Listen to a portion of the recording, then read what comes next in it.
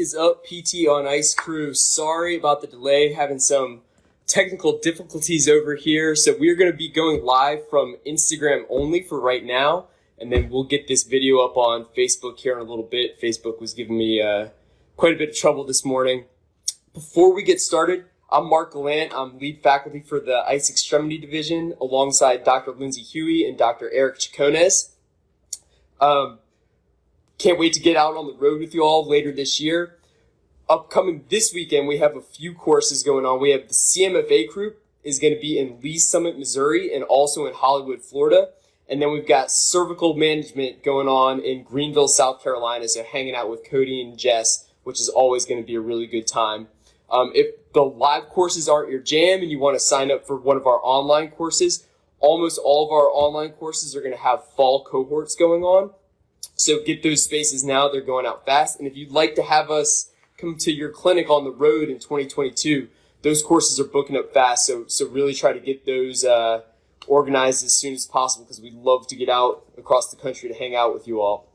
So today what I want to talk about is there's a really cool phenomenon going on where a lot of the bro science from the 80s, 90s, and early 2000s is now actually turning into real science. And we have individuals like Brad Schoenfeld, Brett Contreras, Andy Galpin to thank for that. So these individuals were real life practitioners. They were out in the field doing bodybuilding competitions, doing strength competitions, doing powerlifting meets, and then they decided to go get their PhDs, right? And so now they're taking all of this information that they were seeing anecdotally in the gym, and they're actually researching it and gaining a lot of cool information that we can really take back to clinic with us. And so what I want to talk about, I'm going to hop on here over the next couple weeks a few times and really go through some of these strength principles, some of the hypertrophy principles that all these individuals are taking into account. So first I want to get through some semantics. When we're talking about strength, we are really talking about trying to take an object or your body and move it as efficiently through space as we possibly can, right? So taking that object from my chest and trying to get it overhead as efficiently as possible, right? So I don't want to use muscles in isolation to do that. I want to use my pecs, my triceps, my delts. I want all these muscles working in concert to get that weight from here to here as easily as possible with as many motor units involved as I possibly can. Now, when I'm talking about hypertrophy, this is a bit of the opposite, where we want to isolate specific nerve and motor pathways and regions to make chemical and transduction events take place in that, along that nerve pathway or in that specific region. Now, we realize that these two things there's going to be a lot of crossover between these, right? Certainly people who are really strong and can move a lot of weight efficiently tend to have larger hypertrophied muscles, and people who really focus on hypertrophy a lot also are probably going to get a bit stronger. But we can really kind of hone in and effectively use these things to really systematically get these two systems working really well by isolating them out. Okay, so I'm going to come back on, like I said, and talk about hypertrophy in a week or two. Today I want to talk about strength. And there's one principle that really dominates as we're talking about strength, and that's the principle of progressive overload, right? Doing more work over time, right? And anyone who's been in the strength community knows the classic story when it comes to progressive overload is Milo of Croton. So Milo of Croton is considered the greatest wrestler of all time.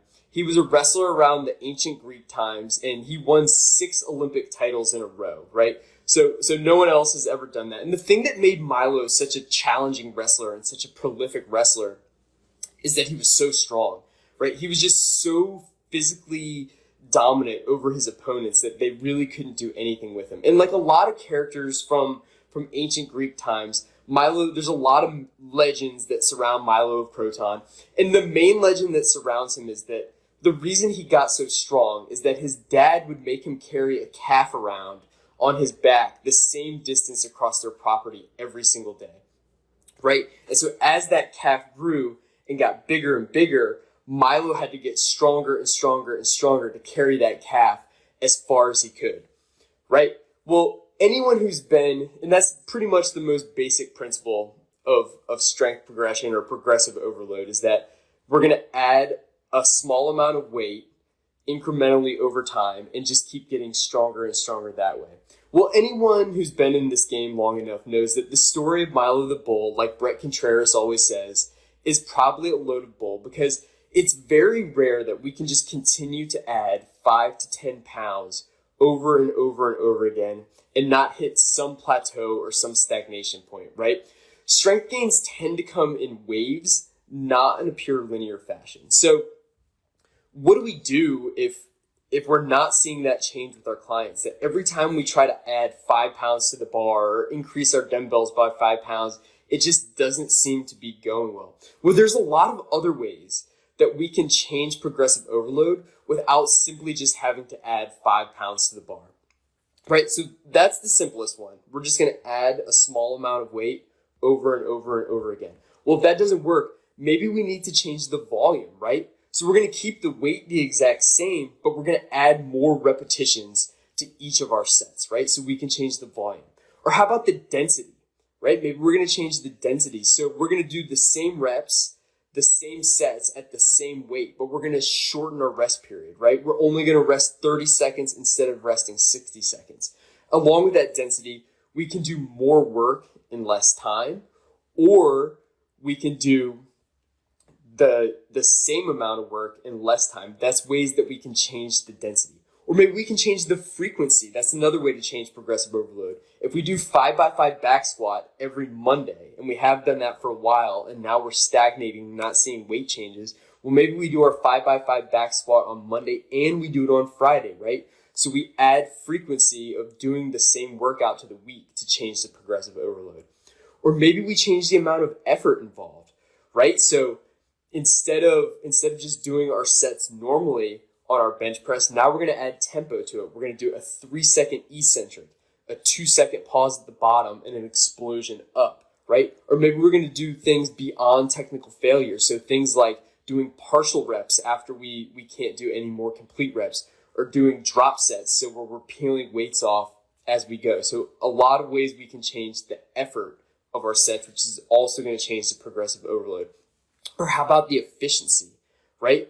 So with the efficiency, maybe we're not able to change the weight, but maybe we can do those sets with better control, right? So I'm keeping the same 135 pounds on the bar, but my squat form is looking much better. I'm really focusing on getting that hip crease below the knee. I'm really focused on keeping a nice tight midline, right? Or maybe as far as that efficiency goes, I'm still only able to do 135 pound reps or 135 pounds at 5 reps, but those reps seem to be getting easier, even though I can't add weight to the bar. So those are all wonderful ways that we can change the efficiency. And then going into range of motion, right? Maybe the same weight is staying on the bar, but I'm doing box squats and I went from 20 inches to 16 inches. Or my deadlift weight doesn't seem to be budging, but I'm now able to take it from a deficit. So all ways that we can change progressive overload without actually having to change the weight on the bar if you feel like your patients and clients are stagnating a bit clinically. So overall, again, when we're thinking strength training, we're trying to move one object from a certain place to another as efficiently as possible with as many muscles and motor units going as possible. The simplest, and with strength, we're trying to manipulate progressive overload. The easiest way to do this is by adding weight to the bar slowly and incrementally over time. But if that is not able to do, we're not able to do this, then we can change the volume. We can change the density. We can change the frequency of our workouts. We can change the effort. We can change the efficiency, and we can change the range of motion. All ways that you can help your clients crack through those plateaus and barriers. Hit us up in the comments. We'd love to chat about these things. Can't wait to see you all on the road in 2021, and have a great rest of your week.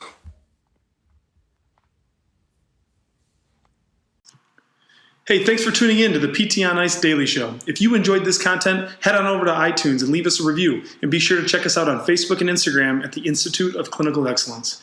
If you're interested in getting plugged into more ICE content on a weekly basis while earning CEUs from home, check out our virtual ICE online mentorship program at ptonice.com. While you're there, sign up for our Hump Day Hustling newsletter for a free email every Wednesday morning with our top 5 research articles and social media posts that we think are worth reading. Head over to ptonice.com and scroll to the bottom of the page to sign up.